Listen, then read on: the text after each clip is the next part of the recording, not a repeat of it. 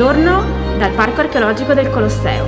Oggi siamo in Domus Aurea e oggi parte da qui, dalla Domus Aurea, un progetto che abbiamo voluto chiamare Depositi Invisibili. Lo scopo di questo progetto, coordinato da me, Federica Rinaldi, e dalla collega Roberta Alteri, è proprio quello di raccontare il patrimonio nascosto conservato all'interno dei depositi del Parco Archeologico del Colosseo. Andremo alla scoperta del lavoro che gli archeologi, i restauratori, ma anche gli architetti fanno, coordinati da Roberta Alteri, per conservare, catalogare, inventariare e, se necessario e se possibile, anche esporre e musealizzare i reperti conservati nei depositi. Prima però di cominciare questo viaggio, questo racconto, non possiamo non raccontarvi la Domus Aurea.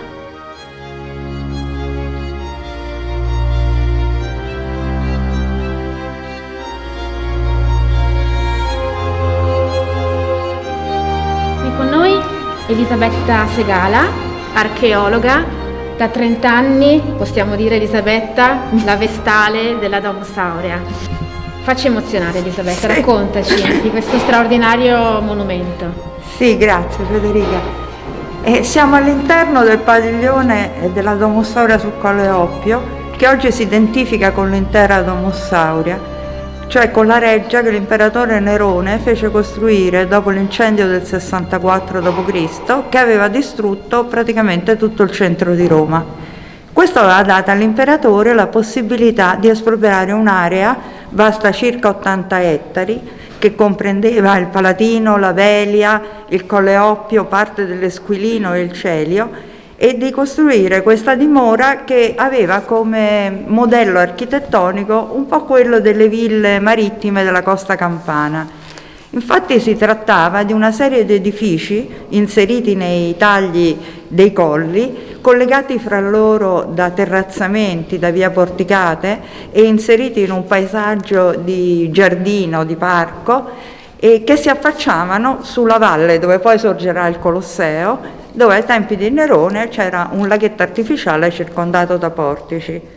Quindi la novità della Domus Aurea non è tanto nel modello architettonico a cui si ispirava, quanto nella vastità della realizzazione, cioè prendeva tutto il centro della Roma di allora, e nella ideologia che voleva in qualche modo esprimere, cioè la casa aurea, la casa che brillava per i marmi colorati, per l'oro, per le gemme preziose, per gli avori, si identificava un po' con la reggia del dio Sole, e infatti sotto le sembianze del dio Sole Nerone stesso si era fatto ritrarre nella statua colossale che stava nel vestibolo della Domus Aurea. E proprio per questi motivi e proprio per la valenza ideologica che la Domus Aurea rivestiva, alla morte di Nerone venne letteralmente spazzata via dagli imperatori successivi. Infatti sul Palatino le fondazioni della Domus Aurea vennero inglobate nel Palazzo dei Flavi. Nella valle dove c'era lo stagno venne costruito poi l'anfiteatro Flavio. Sul Colle Oppio prima le terme di Tito e poi dopo il 104 le grandi terme di Traiano sulla sommità del colle. Quindi questo padiglione della Domus Aurea è sopravvissuto fino al 104, quando l'architetto di Traiano, Apollodoro di Damasco, per costruire le terme sulla sommità del colle, ha spogliato completamente questo padiglione da tutti gli arredi e da tutti i rivestimenti marmorei e l'ha colmato di terra e l'ha usato come sostruzione per la terrazza delle terme stesse. Anzi, per ingrandire ancora di più la platea delle terme, ha addossato al fronte della Domus Aurea tutta una serie di gallerie parallele coperte con volta a botte, che sono quelle che oggi noi stiamo utilizzando appunto come depositi per il monumento. Questo ha fatto sì che questo padiglione sia l'unica parte della Domus Aurea che si è conservata dai pavimenti fino alle volte, proprio perché è inglobata nelle terme di Traiano. Quindi sono 150 stanze, tutte coperte con volte a botte, alte tra i 10 e gli 11 metri, e erano tutte aperte su una facciata che guardava a sud e la facciata è documentabile oggi per circa 240 metri. Naturalmente le invenzioni architettoniche degli architetti Severo e Celere, cioè i nomi degli architetti sono tramandati dalle fonti, sono ancora visibili in alcuni complessi, come per esempio quello della sala ottagonale con i suoi ambienti radiali, che poi servirà da modello per gli sviluppi futuri e più maturi dell'architettura romana. Però c'era un elemento che faceva parte integrante dell'architettura e che oggi è andato completamente perso, era la luce. La luce penetrava fortemente dentro questo padiglione attraverso tutte le stanze aperte sulla facciata sud. Le stanze più interne erano illuminate da cortili e peristili e i corridoi da finestre tagliate nelle volte, e la luce entrava e illuminava i marmi colorati che rivestivano tutte le pareti, le cornici coperte di foglia d'oro, i giochi d'acqua, le fontane, come questa che ho qui alle mie spalle. Era un elemento importantissimo per la comprensione dell'architettura, che purtroppo oggi è andato completamente perso e costringe il visitatore a uno sforzo di immaginazione per immaginare come poteva essere all'interno questo padiglione. Come ho detto, l'architetto delle terme, l'architetto di Traiano, Apolodoro di Damasco, spogliò completamente tutti i rivestimenti marmorei, sia dei pavimenti che delle pareti, come vediamo anche qui. E quindi della decorazione della Domus Aurea noi oggi sono rimasti solamente le pitture stese con la tecnica dell'affresco, che stanno sulla parte alta delle pareti e sulle volte. Si tratta per lo più di finte architetture, ispirate un po' alle scene dei teatri, da cui si affacciano figure, oppure da cui pendono vasi, ghirlande, drappi, e tutto poi è riempito, le volte, le cornici, con tutta una serie di minute figurine che rappresentano elementi vegetali, uccellini, animaletti fantastici quali sfingi, piccoli grifi. È tutto quel repertorio che colpì fortemente i visitatori e i pittori che a partire dalla fine del 400 si calavano all'interno di queste grotte dipinte attraverso gli squarci che si aprivano sul Colle Oppio, copiarono tutto questo repertorio decorativo e lo diffusero nell'arte del tempo, dando vita a quella forma d'arte così diffusa nel Rinascimento che è la pittura grottesca. Ora tutto questo patrimonio è minacciato da una serie di criticità. Le criticità, molto brevemente, sono il peso della terra soprastante del giardino che abbiamo sopra, le percolazioni di acqua piovana all'interno del monumento, che vengono anche favorite dalle radici degli alberi che abbiamo sopra, e gli attacchi microbiologici sulle superfici affrescate, la fuoriuscita dei sali, la formazione di strati di calcare. E proprio per salvaguardare questo patrimonio il Parco Archeologico del Colosseo sta realizzando un radicale progetto di risanamento della Domus Aurea a partire dai giardini del Colle Oppio, che prevede lo scavo di tutta la terra soprastante il monumento, e sono una superficie di circa 16.000 metri quadri, il risanamento delle strutture che si verranno a esporre con lo scavo e la sostituzione dell'attuale parete di terra con un pacchetto tecnologico che avrà caratteristiche allo stesso tempo coibentanti, impermeabilizzanti e traspiranti, che avrà come ultimo strato un nuovo giardino sostenibile che, invece di essere un pericolo per la Domus Aurea, costituirà il primo livello di difesa del monumento.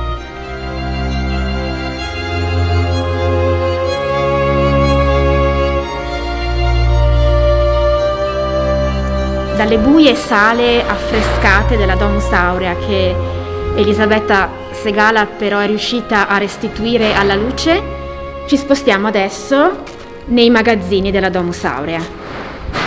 È qui con me Roberta Alteri, archeologa, responsabile dell'ufficio catalogo, depositi e beni mobili. E a lei chiediamo di raccontarci in che cosa consiste il suo lavoro e come lo porta avanti ogni giorno. Il parco archeologico del Colosseo racchiude al suo interno circa un centinaio di magazzini distribuiti tra il Colosseo, il Foro Romano, il Palatino e la Domus Aurea. che sono ricavati all'interno delle strutture antiche e contengono numerosissimi materiali archeologici. In particolar modo i magazzini della Domus Aurea che oggi vi presentiamo sono inseriti nelle gallerie di sostegno delle sovrastanti terme di Traiano, che si appoggiano alla facciata in parte in origine porticata della Domus Aurea, in modo da ampliarne la superficie edificabile. Queste gallerie e dunque questi magazzini risentono degli stessi problemi conservativi della Domus Aurea e si prevede il loro risanamento mediante un'opera di impermeabilizzazione della superficie sovrastante, in modo da garantirne la sistemazione e quindi la valorizzazione e una possibile apertura al pubblico. Ora, da quanto tramandato dall'autore latino Plinio il Vecchio nella sua Naturalis Historia, sappiamo che la Domus Aurea era arricchita da un gran numero di opere d'arte, provenienti per lo più dalla Grecia e opera di famosi scultori e bronzisti. Di tutte queste opere Plinio ricorda in particolare una bellissima statua di Amazzone, un gruppo scultoreo in bronzo raffigurante un Galata morente e un Galata che uccide la moglie, che devono probabilmente far parte del donario di Attalo I di Pergamo. E menziona anche un ritratto di Alessandro Magno, opera dello scultore greco Lisippo, che probabilmente è da identificare con il ritratto che Nerone fece rivestire completamente d'oro. Ora purtroppo di tutto questo materiale non rimane nulla all'interno dei magazzini della Domus Aurea. Questo perché, come accennato dalla collega Elisabetta Segala, Traiano, prima di costruire le terme sovrastanti la Domus Aurea, ha spogliato la ricca dimora neroniana di tutti i materiali preziosi e quindi anche di tutti gli arredi. Addirittura ha asportato i rivestimenti in opus sectile, ovvero le lastre in marmo policromo, che rivestivano le pareti e i pavimenti, e quindi ha portato via anche lo straordinario arredo scultoreo. Non si può identificare il materiale conservato nei magazzini neppure con le opere d'arte che vennero riportate alla luce durante gli sterri nella zona di Colle Oppio tra il 700 e l'800, ad opera dei primi scavatori, dell'antiquario Mirri e ancora dall'architetto De Romanis. Questi, nel liberare dalla terra di riempimento le numerose stanze della Domus Aurea, sicuramente rimasero affascinati dal bellissimo ciclo pittorico da cui era nato nel Cinquecento il genere delle grottesche e di cui poi rimane traccia negli incisori del tempo, ma non lasciano testimonianze di dettaglio per quanto riguarda i reperti che vennero riportati alla luce, se non qualche disegno di capitelli o frammenti architettonici. Che cosa rimane allora all'interno dei depositi che oggi vi stiamo presentando della Domus Aurea? Le cassette con il materiale ceramico, i frammenti pittorici, stucco e così anche i frammenti architettonici e scultori che si conservano in questi depositi provengono dagli scavi più recenti, scavi realizzati a partire dalla metà del Novecento nella zona sovrastante la Domus Aurea e condotti dall'archeologa Laura Fabbrini e ancora successivamente sotto la direzione scientifica della dottoressa Irene Jacobi. Questi materiali sono comunque importantissimi per ricostruire la storia dell'abbandono della Domus Aurea. Interessante ricordare inoltre che in un periodo imprecisato nel corso del Novecento in una di queste gallerie traianee venne allestito un piccolo antiquario con frammenti di colonne, frammenti di capitelli, ritratti, secondo un gusto antiquario che era tipico di quel periodo. Questi materiali, che in parte ancora si conservano nei magazzini, sono ormai oggetti privi del loro contesto, quindi oggetti muti, incapaci, in assenza di uno studio accurato, di restituire il contesto di provenienza. Un caso eccezionale a tal proposito è rappresentato da alcuni frammenti di statue di muse che provengono dagli scavi effettuati tra il 1954 e il 1957 dal professor Carlo Ceschi e dall'architetto Sanguinetti, quindi dalla soprintendenza. Nel liberare la terra di riempimento di numerosi di questi ambienti ancora inesplorati della Domus Aurea, e in particolar modo durante lo scavo del cosiddetto ninfeo di Ulisse e Polifemo, vennero riportati alla luce questi frammenti che provengono probabilmente dalla distruzione dei piani superiori. Molto interessante è il materiale architettonico che si conserva all'interno di questi magazzini, costituito da frammenti di capitelli, fusti di colonne e marmi colorati e rarissimi, in basi di colonne e in lesene. Si conservano anche numerosi capitelli miniaturistici corinzieggianti.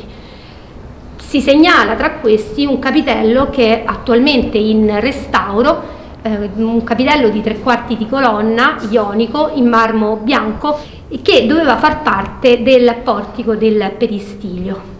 Questi frammenti che sono attualmente in corso di studio possono restituire un'immagine della decorazione architettonica della Domus Aurea, che sicuramente era denotata da una ricchezza e una ricercatezza dell'ornato e che tradisce un programma figurativo glorioso degli arredi e della architettura di interni. E perché questo? Perché ogni elemento architettonico, è bene ricordare, conserva in sé, nello stile e anche nel tipo che lo caratterizza, un suggerimento sul suo possibile linguaggio e soprattutto sulla struttura architettonica di pertinenza.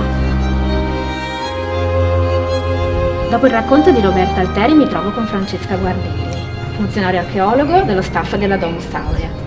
Con te adesso, Francesca, proviamo ad entrare all'interno proprio della storia e dei materiali conservati in questo deposito per capire quali sono i progetti di valorizzazione che state progettando.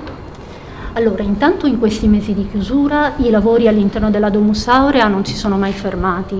Ci sono stati interventi mirati alla tutela e alla conservazione del bene con opere di messa in sicurezza strutturale delle superfici decorate e poi una serie di interventi mirati al miglioramento della fruizione del monumento. Abbiamo infatti lavorato ad un progetto di valorizzazione che ci ha permesso di ripensare la visita della Domus Aurea, realizzando una nuova e suggestiva illuminazione, nuovi pannelli didattici e aprendo alla fruizione dei vani che prima non erano accessibili, come ad esempio il corridoio delle Aquile, e allestendo un'esposizione permanente di materiali provenienti dai depositi e mai esposto prima.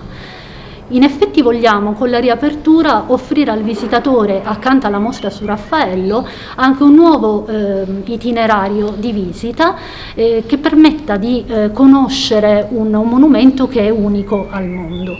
Nell'ambito del progetto di ricognizione e studio del materiale proveniente dai depositi di cui vi ha parlato prima Roberta Alteri, sono stati individuati una serie di frammenti scultorei che per la lavorazione delle superfici e la qualità del marmo utilizzato risultano molto simili alla statua di Tersicore, la musa della poesia lirica e della danza, che volevamo appunto esporre nuovamente all'interno della Domus Aurea con la riapertura.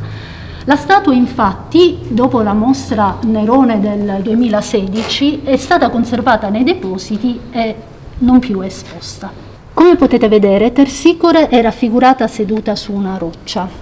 Alla spalla destra, poco più bassa della sinistra, il braccio destro era abbassato e portato in avanti e creava, incrociando diagonalmente il busto, questo forte senso di rotazione verso il lato sinistro dove si trovava la lira.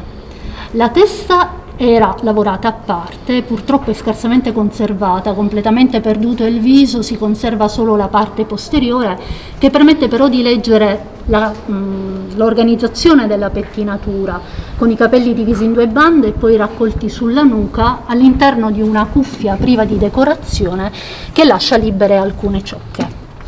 Indossa una sottile tunica, su questa poi il chitone, che è fermato sulle spalle per mezzo di spille rotonde, e poi il mantello con un tessuto più pesante e più spesso. Sono visibili le calzature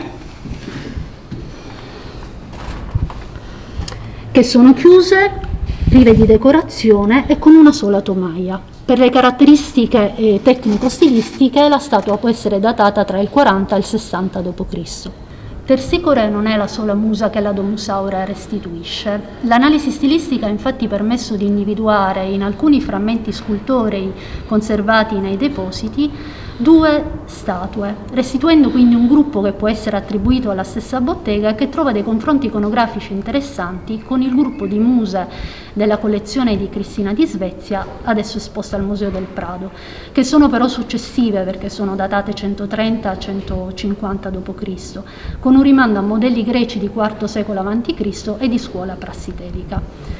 Le muse nei contesti imperiali si ritrovano anche in ninfei, giardini e contesti termali, nonostante i soggetti siano strettamente collegati al teatro e all'arte. Nella prima scultura è stata individuata Thalia, la musa della commedia. Purtroppo è completamente perduto il braccio destro e quindi è perduta anche la maschera teatrale che stringeva nella mano. Il braccio sinistro invece è in parte conservato ed era portato in avanti. Manca la testa lavorata a parte e poi inserita in quest'incavo. Anche in questo caso la musa indossa una sottile tunica con le maniche chiuse da piccoli bottoni resi in modo molto accurato, e sulla tunica è presente il chitone fissato alle spalle con queste grandi spille rotonde, e poi al di sopra il mantello che crea questa cascata di pieghe sul braccio. Anche in questo caso abbiamo un prodotto di alta qualità che per i procedimenti tecnici può essere datato III-IV del I secolo d.C. Siamo cioè tra il 50 e il 75 d.C. Il secondo frammento scultoreo è pertinente invece alla statua di Erato, la musa della poesia amorosa. Purtroppo della scultura originaria si conserva molto poco, soltanto la parte inferiore, che permette comunque di leggere la presenza di una lunga veste e la posizione delle gambe che erano incrociate all'altezza della caviglia. Anche in questo caso abbiamo un prodotto molto raffinato, come si vede chiaramente dalla resa naturalistica dell'anatomia al di sotto della veste.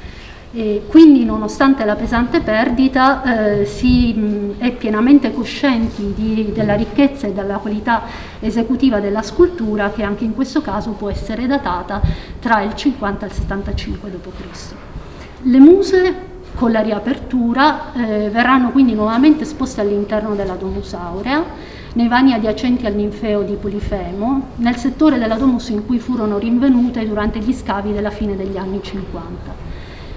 Accanto alle attività di studio dei pezzi stiamo portando avanti tutte le attività di pulitura, restauro e realizzazione dei supporti che ne permetteranno poi appunto l'esposizione, e di queste attività vi parleranno Maria Bartoli, funzionario restauratore del parco, e Antonio Iaccarino Idelson, che è il restauratore che insieme ai suoi collaboratori sta lavorando appunto sulle muse.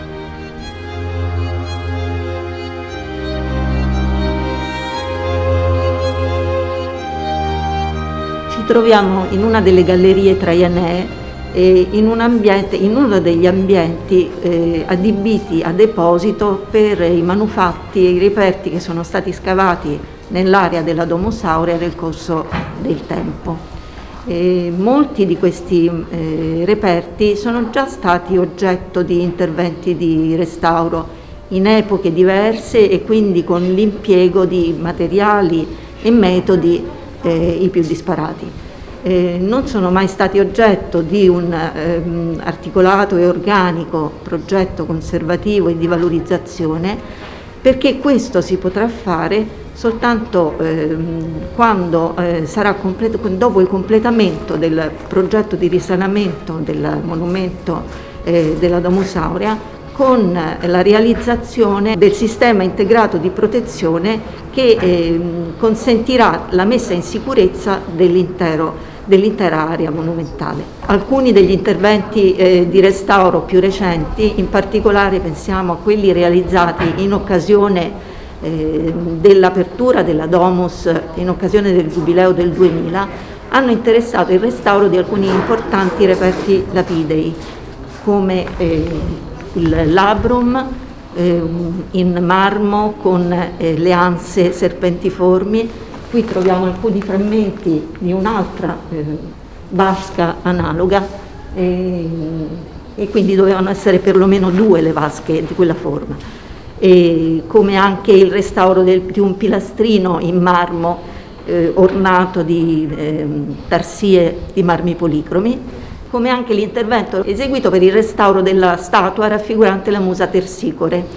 Quest'ultima in particolare è un'opera importantissima, perché di questa sappiamo con certezza, ed è una delle pochissime delle quali sappiamo con certezza la provenienza, perché sappiamo che è stata rinvenuta nel corso di scavi eseguiti nell'area della Domus Aurea, all'interno, nell'area del ninfeo di Ulisse e Polifemo. A questo scopo è attualmente in corso di esecuzione il restauro di una selezione di opere che verranno collocate lungo il percorso, in particolare il gruppo delle muse, quindi la Musa Tersicore, con anche i frammenti che compongono le muse Erato e Talia.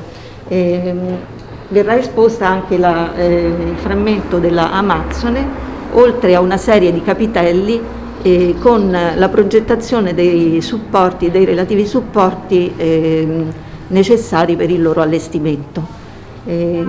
Passo adesso la parola al restauratore incaricato per l'esecuzione di questo restauro, Antonio Iaccarino Idelson. Il restauro di questi frammenti di scultura passa per la loro conoscenza e l'organizzazione nello spazio dei pezzi. Una delle cose interessanti di questo lavoro è stato che man mano, studiando i frammenti che sono in questo deposito, in questo magazzino, abbiamo ritrovato dei pezzi che non si sapeva appartenessero alla Musa Talia.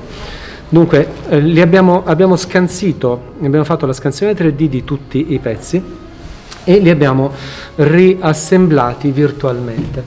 Qui vediamo il busto, che è il primo frammento di cui si aveva contezza, e poi il braccio che miracolosamente abbiamo scoperto appartenere alla stessa scultura. Del braccio abbiamo trovato anche un frammento piccolo e molto prezioso che ricopriva il polso, e poi abbiamo trovato altri 2 frammenti del manto, della veste, che si giuntano sotto. Questa ricomposizione richiede un assemblaggio abbastanza complesso. Non essendo più un pezzo unico, c'è bisogno di scaricare le forze in modo da non sollecitare il marmo. Supporto è stato costruito sulla scansione dei frammenti, e abbiamo costruito una struttura in carbonio che copia le superfici per garantire un appoggio continuo e molto solido. Il più grande frammento di panneggio che abbiamo ritrovato nelle cassette nel deposito, e si attacca molto bene in questa posizione. Cristina, lo tieni tu per cortesia? Ok. Quest'altro ha un posizionamento meno evidente, però una volta trovato altrettanto convincente. Quindi vediamo il panneggio di questa leggera tunica estremamente raffinata che continua perfettamente tra il frammento e il busto. Quando si crea una frattura in un pezzo di marmo si perdono un sacco di schegge, ci sono piccoli frammenti che si disperdono durante la rottura della pietra, perché se fosse stato vetro sarebbe avuta una frattura liscia e continua, mentre la matrice cristallina del marmo è discontinua, irregolare, e quindi si spezzano i frammenti e si disperdono inevitabilmente durante la frattura. Questo significa che normalmente, quando si fa l'incollaggio di un pezzo di marmo, si ricorre a adesivi pastosi, che quindi sono in grado di colmare gli spazi vuoti tra i due pezzi e fare da ponte fondamentalmente, in modo da garantire un'adesione su una superficie più ampia. Per questo le resine epossidiche e in passato anche le poliesteri, ma anche le famose miscele di resine naturali come la colofonia e la calce sono sempre stati usati come stucchi adesivi.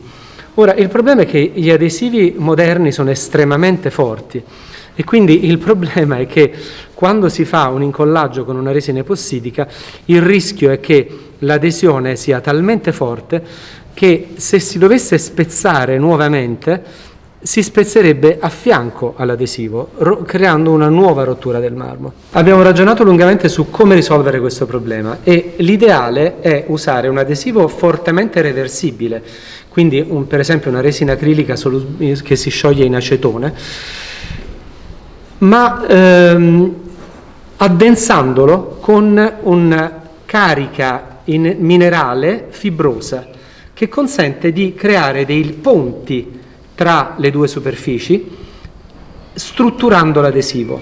Quindi l'adesivo è al 30% in acetone, quando il 70% del volume che è dato dal resto, cioè dall'acetone, evapora, il giunto non si svuota completamente, lasciando dei ponti creati con questa silice micronizzata che è una carica fibrosa microstrutturata. Ok?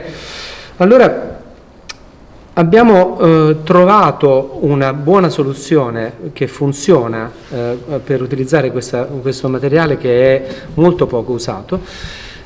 E abbiamo fatto delle prove meccaniche di rottura dei giunti creati su dei pezzi di marmo nuovo e abbiamo visto che a completa maturazione dell'adesione si riesce ad ottenere una forza pari a circa 1/3 della forza necessaria per rompere il marmo nuovo. Dunque una forza sicuramente sufficiente per reggere un frammento, ma non tanto forte da rischiare di creare nuove rotture nel marmo.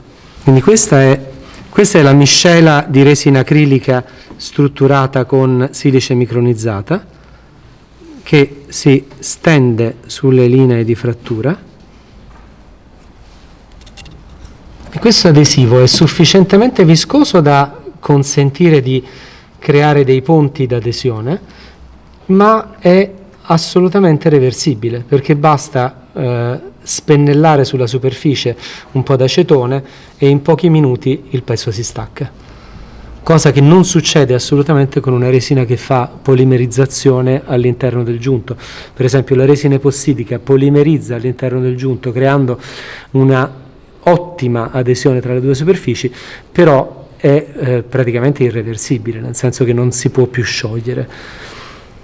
E quello che si fa normalmente è mettere del paraloid, appunto la stessa resina che stiamo usando qui, come interfaccia tra l'epossidica e il marmo, però in realtà questo sistema è molto più gentile nei confronti della scultura perché permette di dissolvere completamente l'adesivo e quindi arrivare molto più facilmente a staccare i due pezzi. L'altro problema annoso della conservazione delle sculture in marmo è l'inserimento di perni, perché quando si inserisce un perno tra due superfici spezzate, questo serve a conferire maggiore stabilità al giunto adesivo che si è creato e anche a impedire che il pezzo si possa distaccare per errore, diciamo, per una situazione d'emergenza.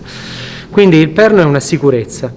Il problema però è che, essendo il perno completamente annegato nell'adesivo all'interno del marmo, diventa praticamente una sicurezza, diventa praticamente una cosa che rende completamente irreversibile l'incollaggio, perché non si può più accedere facilmente all'adesivo che sta intorno al perno e dunque il perno diventa un vincolo inamovibile.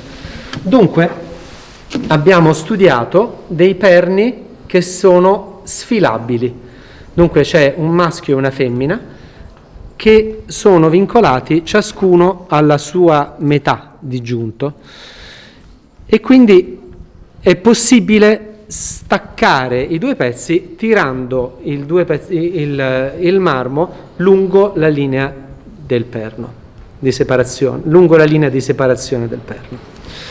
Dunque il perno si infila nel foro e poi la seconda metà è mobile. Ma come fare un foro in asse in una posizione così scomoda, avendo la certezza di poterlo fare nello stesso asse, lungo lo stesso asse, sull'altro pezzo? La questione è parecchio complessa e normalmente la soluzione è: si fa un foro un po' più grande e poi si corregge l'inclinazione del perno all'interno del foro con l'adesivo in più. Ok? Per evitare di fare un foro più grande abbiamo trovato che una stampa 3D della superficie del marmo può portare una guida per la foratura.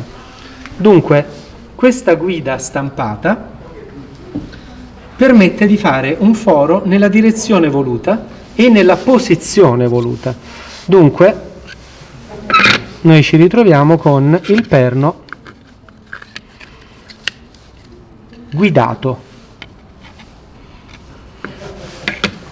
La stessa controforma viene usata per il perno opposto e quindi abbiamo un foro che va nella direzione corrispondente secondo la linea di frattura. Dunque in questo modo, e così la giunzione è perfetta, l'allineamento è perfetto e non è mai stato provato prima sulla scultura perché non era necessario, è stato provato direttamente con le stampe 3D. È stato creato nello spazio virtuale, stampato, forato e l'allineamento era garantito dal disegno. Ok? Antonio, adesso sentiamo anche il copiatore, c'è emozione, tensione sì, e anche e fatica ovviamente nel sì, lavoro perché che pesa stai questo. facendo, Sì. perché la responsabilità è grandissima. Ok, decisamente sì. Una scultura spezzata è difficile da esporre perché non ha un piano d'appoggio liscio che si può appoggiare, che si può posare su un supporto espositivo. Dunque questa è la posizione che si potrebbe ottenere poggiandola semplicemente su un piano, che è completamente sbagliata da un punto di vista espositivo. Dunque abbiamo preso la scansione 3D della scultura, le abbiamo dato l'inclinazione giusta e l'abbiamo riprodotta con una stampa 3D. Quindi abbiamo la stampa 3D della frattura, abbiamo costruito questo piatto d'appoggio in carbonio molto robusto, molto leggero e molto sottile, controformato direttamente sulla stampa 3D della scultura, quindi senza toccare la scultura, e il piatto di carbonio si appoggia perfettamente in una posizione sola. Okay? Quindi ha un vero e proprio incastro meccanico. Non si sposta la scultura perché combaciano come maschio e femmina. Dunque questo piatto è stato scansito a sua volta, questi sono i bollini dello scanner 3D, e posizionato nello spazio virtuale sotto alla scultura alla distanza voluta dal piano d'appoggio che andrà posato sul piedistallo.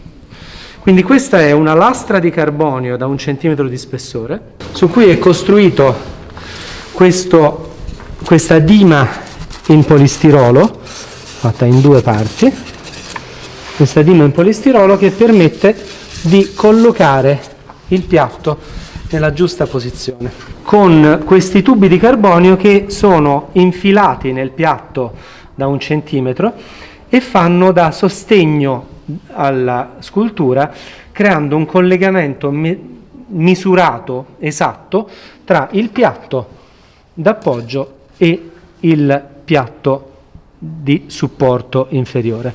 Dunque, questa è la posizione, e su questa struttura, una volta finita e quindi una volta demolito il polistirolo intermedio che serve soltanto a fare il posizionamento dei tubi, si potrà appoggiare la scultura. Dunque, la scultura viene poggiata così sul supporto e starà inclinata esattamente come dovrebbe, come si è stabilito che sia la sua posizione giusta nello spazio, quindi la schiena eretta, le spalle parallele e il busto con la giusta inclinazione, incastrata sul suo supporto in carbonio, quindi non può scivolare, non può cadere. Ovviamente non è un sistema antifurto, perché è possibile sollevarla e portarla via, però è un sistema che impedisce problemi di tipo accidentale. Lo stesso supporto sarà costruito per l'Atelier, cioè è in costruzione già per l'Atelier, solo che quello dell'Atelier è estremamente più complesso, perché deve sostenere contemporaneamente il busto e i suoi frammenti posizionati, che creano una superficie di contatto molto scomoda e molto irregolare, che è stata realizzata in carbonio come quella, e poi abbiamo anche un supporto in carbonio per il braccio, quindi questo adesso lo possiamo vedere perché è già qui. Questo è il supportino in carbonio del braccio che va sotto l'ascella, qui,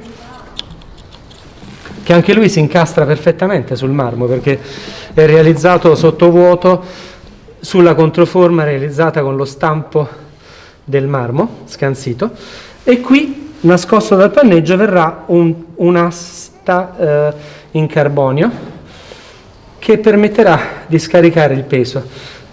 Ovviamente, per evitare il ribaltamento e per evitare che ci sia troppa forza sul perno, ci sarà una seconda asta qui, nascosta a sua volta da quest'altro pezzo di panneggio in modo ancora più efficiente. Dunque, le nuove tecnologie, tra cui la stampa 3D e l'uso di materiali compositi in carbonio epossidica, fresatura di polistirolo e materiali del genere, consente di fare delle cose che in un passato anche molto recente sarebbero state completamente impensabili. Ma non è soltanto perché si possano fare dei lavori più accurati con meno danno alle sculture, anche perché questi materiali sono molto adatti per situazioni estreme come la Domus Aurea, perché un supporto in acciaio fa sicuramente condensa all'interno di un ambiente come quello della Domus Aurea, dove l'umidità relativa è sempre al di sopra del 90%. Quindi perché? Perché c'è una differenza di temperatura tra l'acciaio e l'ambiente e l'acciaio e il marmo, mentre il carbonio è molto meno conduttivo e quindi ha una temperatura molto più vicina a quella del marmo, molto più vicina a quella dell'aria intorno. Dunque è estremamente improbabile che sul carbonio si faccia condensa. Dunque c'è una quantità di vantaggi conservativi e di gestione del manufatto realizzato che sono molto, molto interessanti, con dei costi poi tutto sommato molto contenuti.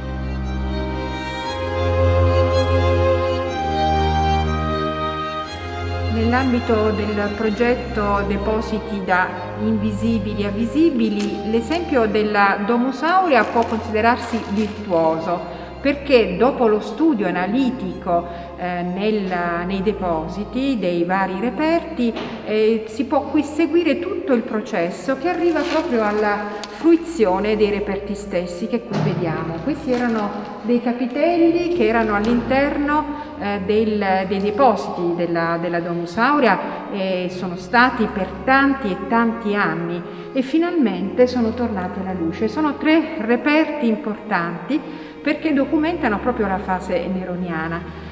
Questo è un esempio di come attraverso lo studio e la ricerca nei depositi è possibile riportare i vari oggetti nel proprio contesto di rinvenimento. Quindi questo è proprio nell'ambito di un più ampio programma di museo diffuso che ha visto riportare nei luoghi di scavo e di provenienza tanti reperti dispersi nei depositi.